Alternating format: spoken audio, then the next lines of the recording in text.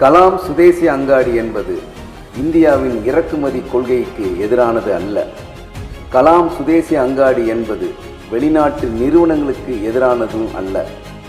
கலாம் சுதேசி அங்காடி என்பது வெளிநாடுகளிலிருந்து நேரடியாக இறக்குமதி செய்யப்படும் பொருட்களுக்கு எதிரானது அல்ல. கலாம் சுதேசி அங்காடி என்பது வெளிநாட்டு நிறுவனங்கள் இந்தியாவில் உற்பத்தி செய்யும் பொருட்களுக்கு எதிரானது அல்ல.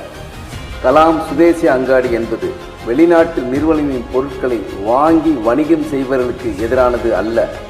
கலாம் சுதேசி அங்காடி என்பது வெளிநாட்டு பொருட்களை வாங்கி பயன்படுத்தும் மக்களுக்கு எதிரானது அல்ல. அப்படி என்றால் கலாம் சுதேசி அங்காடி என்றால் என்ன?